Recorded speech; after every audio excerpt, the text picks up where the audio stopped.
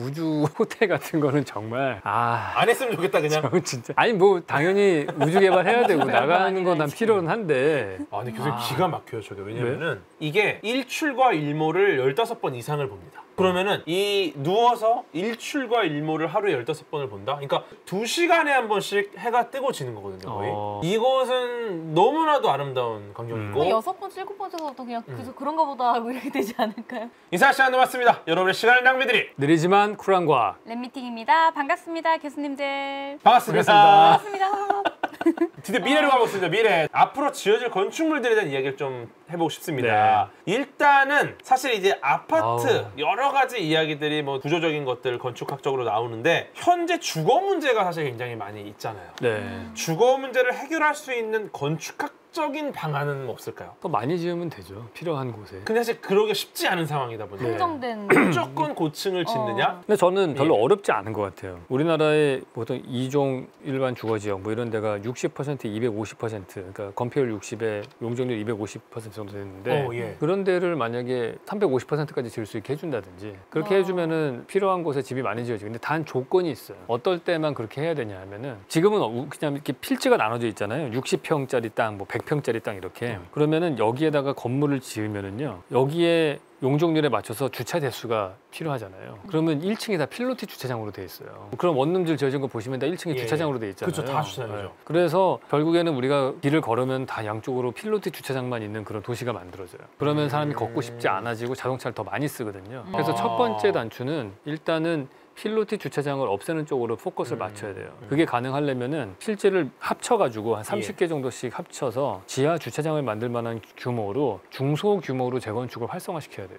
그러니까 지금은 막 다 한 지역을 싹 다 뭉갠 다음에 뭐 4,000세대 아파트 단지 이런 건 아닌 것 같고 그러면 도시가 다 완전히 지워져 버리잖아요. 히스토리가. 그러니까 중소규모로 만들고 거기다 지하 주차장을 만들고 그리고 지하 주차장 공통으로 쓰면은 그 다음에는 1층은 상업시설이 들어갈 수 있죠. 그러니까 그 상업시설에 넣고 골목길에 그런 사람들이 오피스가 들어갈 수도 있고 하면서 그거를 지하 주차장을 만들 정도가 되면은 350%까지 지을 수 있게 인센티브를 주죠. 대신에 너희는 거기는 짜투리 땅들 모아서 한 200평짜리 공원을 하나 만들어라 코너에다가 아니면 그것도 안 되면은 뭐 200평짜리 도서관을 하나 만들어라 이런 조건을 다는 거죠. 그런 식으로 하면은 집도 많이 늘어나고 공원도 생기고 도서관도 생기고 주차장도 해결되고 1층 공간이 훨씬 좋아지죠. 지금은 웃기는 게 1층에 주차장이 들어가 있고 이 사람들이 돈은 벌어야 되니까 땅을 지하를 파고 거기다가 반지하에다 사람을 집어넣고 그거 옛날에 지금 요즘 법으로 안 돼 있지만은 요즘에 새로 신축하는 것도 보시면은 1층 필로티 주차장 돼 있고 지하를 깊게 파요. 한 4m, 5m. 그다음에 뭐 스튜디오로 임대를 준다든지 그러니까 어이없는 것 같아요. 사람을 지하실에 놓고 자동차를 1층에다 놓죠.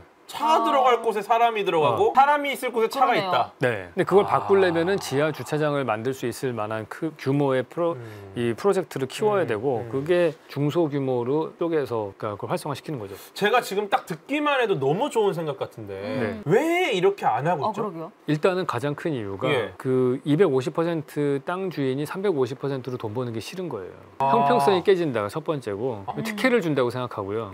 두 번째는 서울에만 그렇게 집중하되면 안 된다. 여러 가지 그런 것 때문에 좀 멀리 퍼져라. 네, 퍼져 나가야 된다. 그래서 우리가 외곽에다가 혁신도시도 만들고 수도권에다가 신도시 만들고 그랬잖아요. 근데 혁신도시들이 사실 좀 폐허 느낌이 나는 곳들이 있거든요. 왜냐면 거기에 일자리가 없기 때문에. 그렇죠. 사람도 없고. 그리고 이제 수도권에다가 신도시 만들고 그러면은 출퇴근 시간만 길어지는 거예요. 출퇴근이 힘들어서 더 일 못하게 되고. 네. 그러니까 저는 그래서 이제 나라에서는 뭐 개발 이익 환수라느니 뭐 이런 걸 하는데 그러니까 안 할게 그러고서 아무것도 안 하는. 그러니까 약간 당근이 좀 있어야 될 것 같아요. 근데 현실적으로 지방으로 이전하고 뭐 지방에 뭔가를 하고 퍼뜨리고 하는 노력들이 사실 효과를 거두지 못하고 있잖아요. 어떻게든 또 새로운 방식의 절충안을 또 찾아야 될 것 같거든요. 그렇죠. 네. 이게 도시의 효율성을 높이려면은 도시가 경쟁력을 가지는 방법은 사실은 딴 게 아니고 단위 면적당 더 많은 사람이 들어갈 수 있는 환경을 만들면 그러면은 경쟁력이 높아져요. 근데 그렇다고 뭐 뭄바이처럼 무조건 사람 때려 넣으면 효과적인 건 아니고 효율적으로 우리가 사실은 서울이 1000만 명의 인구가 살 수 있는 거는 지하철도 있고 상수도 하수도 있고 뭐 여러 가지 시스템들이 있잖아요. 너무 편리한 너무 시스템입니다. 편리하게 있어요. 전기 라인도 다 깔려 있고 주차장도 어느 정도 있고 그러니까 그런 시스템이 있는 상태에서 밀도를 높이는 쪽으로 가는 그거를 잘 만드는 그게 이제 업그레이드를 계속 시켜야 되는 거예요. 좋습니다. 다음 장 주시면요. 가장 살고 싶은 도시에 대한 질문 하나 준비했는데 사실 4차선의 법칙이라는 거를 네. 교수님께서 말씀하신 적이 있으세요. 네. 네, 요거에 대한 이야기를 좀 듣고 싶습니다. 그러니까 4차선 이상의 길은 사람이 안 건너간다는 거예요. 안 건너가는 이유가 제가 볼 땐 두 가지가 있는데 하나는 일단 길 건너편이 안 보여요. 길 건너편 쪽에 가게도 잘 안 보이고 차들이 4줄이나 돼 있으니까. 그래서 거기 뭐 있는지 모르니까 안 가게 단절이 되죠. 두 번째는 무단 횡단도 안 돼. 그러니까 그게 한 3차선 정도가 되면은 대충 눈치 보면은 그냥 건너가요. 맞아요. 홍대 앞에가 그렇거든요. 슬쩍 갈 수도 있고 또 길 건너편 쪽 가게도 잘 보여요. 그래서 이렇게 넘어갈 수 있기 때문에 그래서 홍대 앞이 상권이 계속 확장했잖아요. 그게 어디까지 갔냐면은 그 합정동 사거리까지 갔어요. 거기서 스탑했어요. 왜냐면 거기서도 10차선, 12차선이니까. 아, 거기서 확 넓어지죠? 네. 아. 저쪽에 동교동 쪽까지 쭉 가다가 거기서 또 싹 스탑했어요. 연남동 그쪽에. 왜냐면 거기도 10차선이거든요. 이쪽도 그 당일의 발전소로 잘 안 넘어가요. 그거 6차선이거든요. 예. 그러니까 나머지는 대부분 다 3차선이에요. 그래서 그게 사람들이 보행자들이 쉽게 건너갈 수 있는 그러한 거리로 돼 있을 때 계속해서 이 문화권이 확장이 된다. 그 얘기예요. 차선이 너무 적으면은 또 차가 다니기 좀 불편한 부분이 그쵸. 있잖아요. 딱 고민을 많이 해야 되겠네요, 이 부분은. 그러니까 결국에는 제일 도시 설계에서 중요한 거는 도로망 패턴을 어떻게 만들 것이냐. 도로망 패턴에 따라서 그래서 제가 한번 대학원생들하고 함께 전 도시에 같은 스케일로 도로망을 그려본 적이 있어요. 그러니까 건물이 놓여진 데는 까맣게 블락을 까맣게 칠하고 예, 예. 도로망만 보면은 그 조금씩 미묘하게 달라요. 도시마다. 결국엔 그 도로망의 패턴이 사람들의 행동에 영향을 미치고 그게 결국에는 그 지역의 경제와 문화를 결정한다. 이렇게 봐야 돼요. 지금 질문도 하나 나왔거든요. 코로나 시대 재택근무 활성화되면 주거 형태가 좀 바뀌지 않겠느냐라는 질문이 하나 있었는데 네. 이거랑 연결해서 네. 그러니까 코로나 같은 이런 사태를 대비해 사회적 거리두기 활성화되잖아요. 이거를 대비한 건축학적인 어떤 방안이 있을까? 이거에 대해서 제가 찾아봤더니 네. 그 포스트 코로나 건축 공모전이라는 게 있었어요. 네. 여기에 대상을 수상한 작품이 있는데 이 공모전을 유현준 교수님께서 심사위원으로 들어가셨더라고요. 오. 그래서 그 베트남 팀에서 이제 인비저블 페이스라는 작품이 심상을 했는데 예, 이런 건축 공모전에서 대상을 받은 이 도시에 대한 설계인 것 같아요. 근데 네. 뭐 다양한 수직 교차로가 있고 산책로로 약간 사회적인 거리를 확보한 걸로 알고 있는데 이 교수님 어떻게 이거를 선정하셨는지 그리고 재택근무가 활성화되면은 정말 도시 구조 자체가 뭐 주거 형태나 이런 게 바뀔까요, 많이? 네, 일단은 저 아이들은 좀 흥미로운 아이디어였어요. 되게 하얀색 라인이 이렇게 C줄 날줄처럼 네. 섞여 있잖아요. 예, 예. 이때가 이제 코로나로 아주 극심하던 그때였거든요. 그래서 어. 이때는 정말 사람을 만나면 다 죽는 줄 알았던 시절이었기 때문에 저 선형의 저 램프로 일방향으로 사람들이 산책을 하는 거예요. 이렇게 교차가 전혀 안 되게. 산책로가 일방통행이에요? 일방통행이에요. 오. 그래서 일로 갔다 절로 왔다가 또 어. 이쪽 사람이 오더라도 크로스가 이렇게 오버패스로 넘어가서 이게 안 만나게 한 역주행하면 어떻게 되죠? 역주행 못하게 돼. 못하게 됐어. 다 일방향으로 걸어가요. 아이스링크. 그냥 아이디어인 거예요. 아이디어. 아. 그리고 일단은 포스트 코로나 시대 이후에 우리가 생각해야 될 거는 재택근무도 하고 온라인 수업도 한다고 하면은 사실 예. 지금보다는 집이 커야 돼요. 지금의 우리의 집이라는 사이즈는 낮에는 주로 밖에서 생활하고 밤에만 생활하고 뭐 주말에만 쓰잖아요. 자는 공간 약간. 네, 자는. 예. 그러니까 우리가 코로나 때 집에서 보내는 시간은 그 이전하고 비교하면 한 155% 늘어났거든요. 어. 1.5배는 더 커야 되는 거예요, 사실은 집이. 근데 여기서 또 다른 변수 하나가 뭐냐면은 가족 구성원 수가 줄잖아요. 2인당 사용하는 면적은 앞으로 늘어나야 될 것이고 대신에 가족 구성원 수는 줄니까 더 중소형의 방의 개수가 적은 집들이 많아져야 되는 거죠. 그러니까 우리가 아파트를 공급할 때 자꾸 85제곱미터를 중산층이라고 생각하고 공급을 많이 하잖아요. 계획을 예. 세울 때. 그러면 안 돼요. 왜냐하면 85제곱미터를 건설사에서 계속 공급하는 이유는 딴 게 아니에요. 지금 만들어내는 85제곱미터 아파트가 비싸서 아무도 못 사. 누가 살 수 있느냐? 85제곱미터 아파트를 가진 사람만 살 수 있어. 그러니까 오래된 아파트를 팔고 이 아파트 새 걸 사는 거잖아요. 갈아타는 것만 가능하다. 네, 갈아타는 거. 그러니까 어차피 팔리잖아요, 새 아파트는. 그렇죠. 사실 이 시대가 필요로 하는 거는 1, 2인 가구가 거의 60%거든요. 그러면은 15평짜리, 20평짜리 이런 걸 많이 만들어야 돼요. 방은 하나짜리, 뭐 아니면 스튜디오 이런 걸 많이 만들어야 되는 거거든요. 그러니까 그 타겟 자체가 지금 필요로 하는 사람들과 필요로 하는 거기는 공급이 안 이루어지고 있고 그러는 이유는 의사결정자가 다양하지 않기 때문에 그래요. 지금 대형 건설사 위주로 공급을 하잖아요. 네. 우리가 아는 아파트 브랜드 뭐 몇 개 안 되지 않습니까? 그쵸. 그러니까 거기에 있는 한 10명도 안 되는 사람들이 그 회사에서 결정을 내리다 보니까 그만큼 또 단조로워지는 거예요. 환금성이 좋고 시장에서 제일 잘 팔리는 이 사람들의 사고방식은 어떠냐 하면은 시장 조사를 해서 51%가 A를 택하고 49%가 B를 택하잖아요. 그러면은 많은 사람들이 B가 새로 와서 안 만드는 제품이었어요. 그러면은 B를 만들면 블루오션인데 그걸 안 만들어. 안전하게 51%인 A를 택하거든요. 그러니까 새로운 게 점점 안 나와요. 의사결정자가 적을수록 다양한 게 나오기가 힘든 거예요. 리스크를 안고 싶지 않은 걸 수 그렇죠. 있겠네요. 굳이. 왜냐면 그런 의사결정자들이 예. 대부분 다 건설사 임원분들인데 그쵸. 그분들은 2년 계약직이란 말이에요. 아. 그러니까 2년 안에 리스크를 하는 일을 할 리가 없죠. 그죠. 혹시나 이게 뭐 아니면 도인 거는 할 필요 없고 네. 어차피 잘 되는 안전한 길로 가줘야지 네. 안정되게 이제 여기서 결정할 수 있는 거니까. 아 이게 어떻게 보면 이런 결정을 할 수 있는 분들이 임시직인 경우가 많다라는 것도 굉장히 좀 큰 문제인 것 같고요. 이거를 좀 외부의 이야기를 많이 들으면 좋을 텐데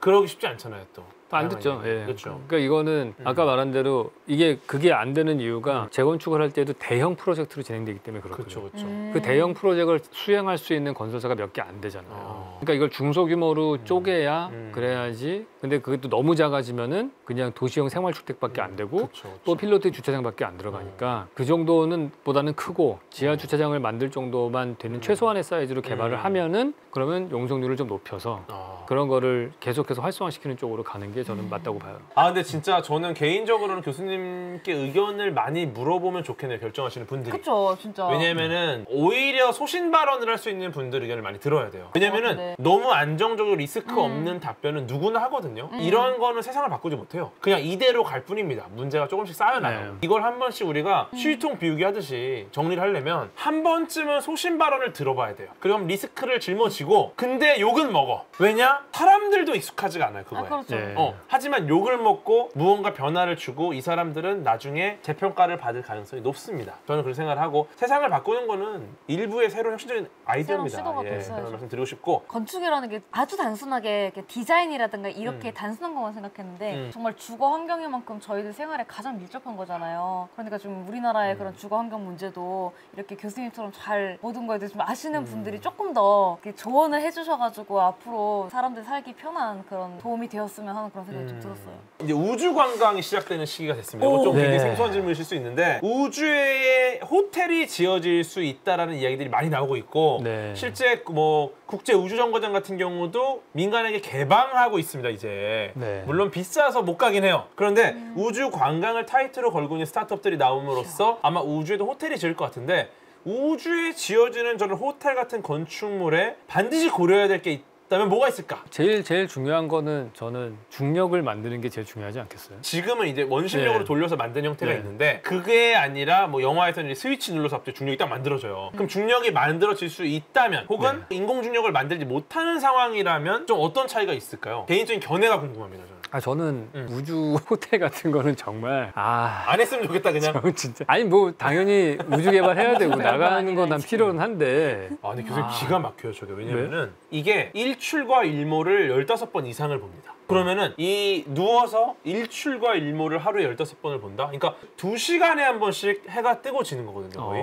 이것은 너무나도 아름다운 광경이고 그 6번, 7번째도 그냥 그런가 보다 하고 이렇게 되지 않을까요? 그럴 수 있는데 사실 경험해 본다면은 그 하루 동안은 잊지 못하지 않을까. 아, 물론 그렇잖아요. 너무나도 큰 감동을 받고 오셨으니까. 그래서 어떻게 보면은 뭐 우주의 호텔이 무슨 의미냐 할 수 있는데 생각보다 완전히 새로운 경험으로 도파민이 나올 수 있지 않을까. 그러니까 나는 그런 건 다 있을 거라고 봐요. 그리고 실제로 우주에 한번 갔다 오신 분들은 되게 박애주의자 같더라고요. 맞아요. 박애주의자. 이게 뭔가 이 세상에서 한 발자국 물러서서 거의 신의 관점에서 이걸 지구를 보면 내가 이거를 어떻게 잘 지키고 사랑해야겠구나 이런 그런 생각을 하게 되는 것 같아. 맞아요. 그거는 정말 좋은데 그 사람 한 명 올라가기까지 어마어마한 에너지를 쓰잖아요. 많은 재화가 들어가죠. 예. 그러니까 그 우주 호텔을 만들기 위해서 거기까지 진짜 엄청나게 많은 에너지를 소비를 해서 거기에 그걸 만들고 예. 그거를 일반 어떤 과학적인 목적이 아니고 내가 그냥 단지 레저의 목적으로 올라가는 세상이 된다면은 획기적으로 우리가 에너지 산업을 발전시키지 않는다면은 지금보다 지구 환경이 파괴되는 속도가 가속도가 될 것 같다 생각이 들어요. 너무 매몰되고 낭비되는 비용이 많을 수 있다. 네, 그게 일단 걱정이 되고 예를 들어 똑같은 거예요. 그 메타버스라는 가상 공간이 만들어지면은 예. 가상 공간은 오히려 많은 사람들이 무한대의 공간을 우리가 갖게 되는 얻는 거잖아요. 그 공간에서. 그래서 지금의 이 물질 중심의 세계관에서 비물질 중심의 세계관으로 바뀔 수 있는 좋은 기회다. 이렇게 얘기하시는 시각도 있는데 그 어마어마한 사람들이 진짜 메타버스가 이 70명이 넘는 사람들이 메타버스에 들어가는 서버를 만들려면 지금보다 서버가 1000배는 많아져야 되고 이 정도의 서버들이 내는 열을 하면은 지구 온도가 4도는 올라가야 되고 뭐 에너지를 어마어마하게 소비를 해야 될 거란 얘기가 들어요. 그러니까 실제로는 그게 비물질의 세상이 아니고 엄청난 에너지를 써서 만들어낸 공간이라는 거예요. 많은 손상을 물질 세계에 끼칠 수 있다는 끼칠 수 있다는 거예요. 우리가 그거를 착각을 하는 거죠. 그렇기 때문에 거기서 마시는 물이나 그거만 올리려고 하더라도 엄청난 에너지를 써야 되는 거잖아요. 생수 한 병을 위해서라도. 그러니까 그게 과연 그 한 사람을 위해서 그 많은 에너지를 써야 되느냐 이런 약간 그런 생각이 좀 들어요. 그래서 지구를 환경을 망가뜨리는 게 더 가속화될 가능성이 많다. 그 사람이 그 시점을 제가 아까 왜 높은 건물을 지을 때 그 권력자가 올라가기 높은 시점에서 내려다보는 관점을 가지기 위해서 엄청난 운동 에너지를 써서 위치 에너지를 만들었다고 그랬잖아요. 네. 피라미드나 지구라트나 그 당시에 돌을 쌓아서 올리던 거를 지금 우주선을 쏴서 그 시점에 올라가는 거잖아요. 그 시점을. 그거를 운동 에너지를 써서 위치 에너지를 만드는 건 똑같은 원리예요. 사실은 우주 호텔이나 지구라트나 우리가 훨씬 더 한 사람의 인간이 엄청나게 많은 에너지를 소비하면서 올라갈 수 있게 된 시대가 된 것 뿐인 거예요. 사실은 일론 머스크 같은 사람이 거기다 우주정거장 호텔 만들고서 올라가서 며칠씩 보내는 거는 피라미드 짓는 이상일 거라고요. 그러니까 그 한 명의 에너지 소비를 위해서 쓰는 것만큼 더 많은 사람들이 지구가 황폐해지면은 그게 의미가 있겠냐는 거죠. 굉장히 또 새로운 측면에서의 말씀이셔서 저도 이제 많은 생각을 하게 되네요. 과학기술의 발전이 인류에게 끼치는 긍정적인 영향이 굉장히 많을 것이다라고 주장을 하는 반대, 사실은 이제 저는 어떻게 보면은 지금 이 우주 산업이 민간으로 넘어오면서 관광같이 이런 아주 생활 밀착형의 기술이 개발된다라는 거는 그만큼 부가적인 산업이 많아질 것이고 이를 통해 더 많은 과학기술이 발전해서 우리가 더 오래전에 무언가 그리고 더 깊은 곳에 숨어있는 이 신비를 발견할 수 있는 약간 발판이 되지 않을까 이런 생각이 있었거든요. 저는 맞는 생각이에요, 그것도. 근데 이제 이거를 정말 이 누군가 부유한 사람의 유희거리만으로만 소비가 된다면은 지금 말씀하신 것처럼 높은 계단을 올라가는 것과 높은 우주에 가서 하룻밤을 보내는 것과 무슨 차이냐. 그러니까 어떻게 보면 저도 굉장히 공감을 많이 합니다. 어떻게 보면 과학자들이 생각함에 있어서 이것 자체에 대해서 여러 가지 문제들도 고민을 해야 될 것 같고, 근데 저는 이제 어떻게 보면 약간 과학기술이 굉장히 중요하다고 믿는 관점에서 결국 과학기술이 해결할 거라고 보거든요. 맞아요. 그게 그 티핑 포인트, 그러니까 그게 그 산업이 한 번씩 고비가 있잖아요. 석탄으로 막 하다가 막 지구 대기 오염 어마어마하고 막 사람들의 평균 수명이 20대 초반밖에 안 되고 막 이랬던 시절이 있단 말이에요. 도시가 막 거의 스모그로 죽고 사람들. 근데 그러다가 내연기관 석유 에너지로 바뀌면서 확 바뀌잖아요. 지금의 우리의 에너지 기술과 지금의 우리의 컴퓨터 서버의 능력을 뛰어넘는 양자 컴퓨터가 나온다든지 훨씬 적은 에너지로 서버를 대체할 수 있는 기술이 나온다든지 아니면은 뭐 다른 뭐 핵융합은 정말 요원한 것 같고 뭐가 하여튼 나왔다고 칩시다. 그러면은 그 에너지 부분을 해결할 수 있는 새로운 신기술이 나오면은 그 다음 단계로 딱 올라갈 수 있는 거고 에너지를 공급을 실패를 하면은 그냥 망하는 거예요. 그 이안 모리스 책에서 나온 거는 송나라를 예를 들더라고요. 송나라가 엄청나게 부자였잖아요. 이 양쯔강 이남에 엄청나게 농사가 잘 되는 비옥한 땅을 갖고 있어서 부가 축적이 됐어요. 그래서 그 당시에 기술력이 증기기관을 개발하기 직전까지 갔대요. 그래서 만약에 그 상태가 유지가 됐으면은 증기기관을 중국에서 맨 먼저 발명을 하고 산업혁명을 송나라 때 먼저 시작을 했을 것이다. 동양에서 먼저 일어난. 근데 송나라가 무슨 잘못을 했냐면은 북방 민족들의 그 정치적인 견제 때문에 거기다가 조공을 많이 줬대요. 돈을 많이 줘서 그거를 경제의 부를 계속 쌓았으면은 그 증기기관을 개발할 수 있었을 텐데 돈이 그걸로 유출이 되면서 에너지 전환을 못 한 거예요. 뗄나무에서 석탄으로. 그 에너지가 다음 단계로 넘어가지 못해가지고 나라가 붕괴됐다 얘기를 하더라고요. 에너지 관점에서 모든 문명의 흥망성쇠를 에너지를 확보했느냐 안 했느냐는 걸로. 그러니까 마찬가지로 지금 과학 발전해야 되고 어쩌고 하는데 그 단계까지 가기에는 우리 지구의 에너지 체계가 너무 원시적인 상태인 것 같아요. 여기서 한 번 더 기술 발전이 있어야지만이 그게 되고, 약간 위기의식을 느끼는 건 그 책의 말미에 그 기술 혁명의 피어리어드가 점점 줄어든다는 거예요. 옛날엔 뭐 500년에 한 번 발명이 있으면 됐는데 그다음에 100년에 한 번, 50년에 한 번. 근데 지금은 기술혁명이 뭐 10년에 한 번은 돼야 된다는 거야. 그래서 그거 실패하면은 이제 내리막인 거죠. 너무 좋은 말씀이시고, 사실 저는 이 기술혁명의 기간이 구간이 짧아졌다라는 것도 인류의 진보라고 생각을 합니다. 네. 왜냐하면 과거에 고민이 필요한 시기가 그만큼 줄어들었다는 거는 그만한 고민을 더 많은 과학자들이 하고 있지 않을까라는 생각도 그쵸. 있고 사실 이건 사실 관점의 차이가 좀 있습니다. 근데 예를 들어서 태양광 발전이 효율이 너무 떨어져요. 그리고 태양광 발전을 만드는 것 때문에 환경 파괴가 또 일어나요. 그래서 태양 에너지를 그대로 받아서 에너지로 쓰는 태양광 발전은 친환경적이지만 만드는 데 환경이 파괴되고 이게 효율이 너무 낮고 네. 쓰다 보면 수명이 떨어져요. 효율이 떨어지다 보니까. 그래서 이 부분이 정말 이거는 과연 정말 친환경적인가? 이게 우리한테 새로운 네. 에너지인가? 대체 에너지인가? 그런데 여기에 이제 페로브스카이트라는 새로운 또 소재로다가 태양광 발전을 하기 위해서 효율을 올리고 또 광사태 나노 입자라고 해서 이제 아주 작은 에너지가 훨씬 더 큰 에너지, 높은 파장의 에너지로 돌아 나오는 것도 현상을 또 발견을 했어요.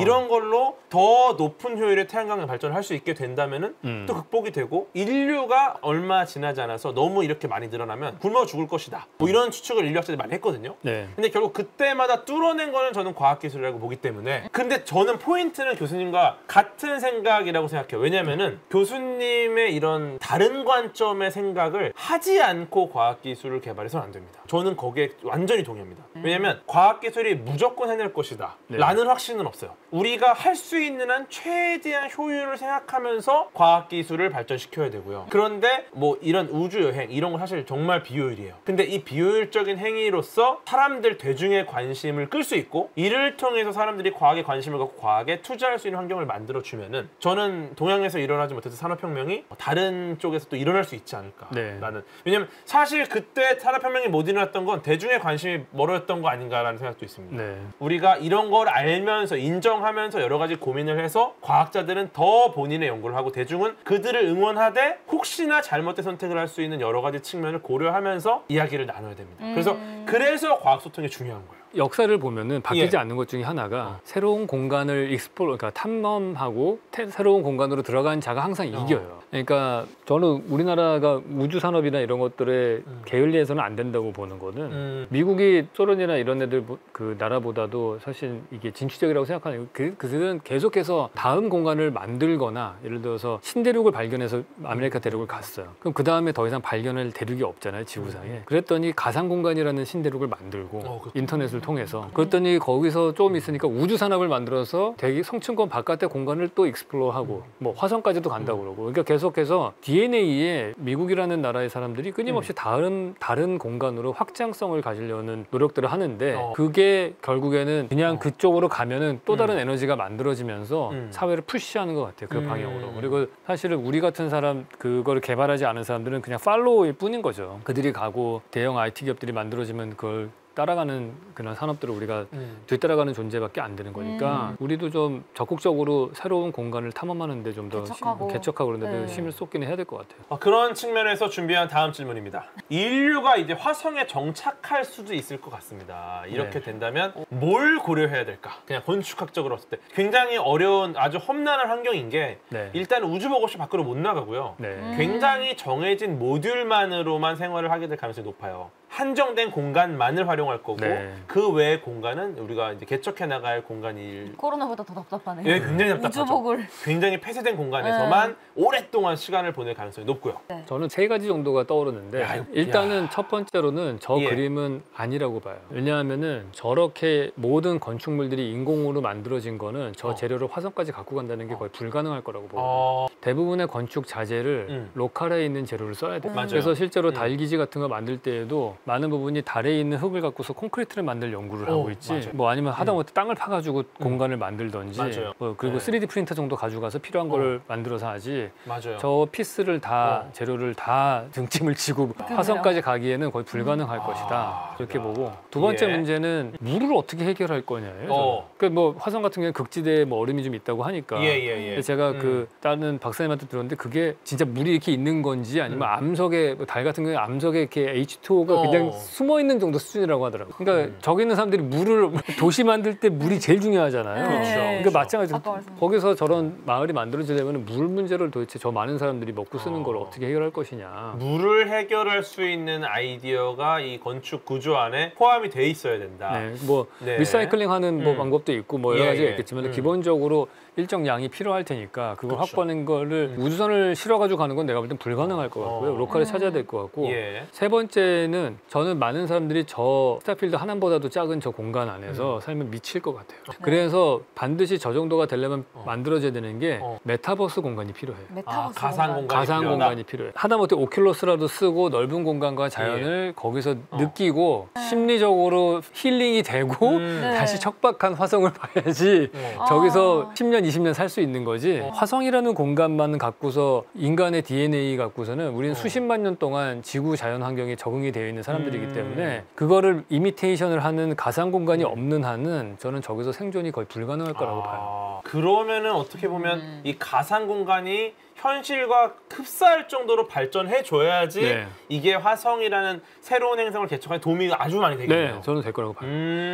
아주 너무 좋은 포인트를 다 집어주셨고 그러게요, 진짜. 실제로 우리가 달의 기지를 건설하는 것 때문에 그 월석을 재료로 하는 3D 프린터에 네. 대한 개발도 이제 하고 있는 걸로 알고 네. 있어요. 왜냐면 지금은 필라멘트라는 플라스틱의 기본이 되는 재료를 3D 프린터로 쓰는데 월석으로 이제 벽돌 같은 걸 찍어낼 수 있게 그렇죠. 되면 무한으로 에너지를 더 돌리기만 하면 이게 벽돌이 나오니까 그렇죠. 이런 것도 하는 걸로 알고 있고 실제로 물 같은 경우는 아마 저는 초기에는 국제 우주정거장 같은 형태가 될 것 같아요. 일정량 예를 들어서 우리가 사는데 필요한 물이 뭐 몇 리터다 네. 그러면 이게 계속 돕니다. 네. 그래서 이제 오늘의 소변이 내일의 커피가 된다. 그렇죠. 그렇게. 돌고 도는 거야. 네. 근데 이제 최초의 그 돌고 돌 물이 과연 어떻게 그리고 얼마나 완벽하게 이거를 이 폐쇄된 시스템 안에서 관리할 수 있느냐. 예를 들어 잠깐 잘못해서 증발해 버리는 순간 죽는 이건 거지. 죽음으로 가는 거거든요. 네.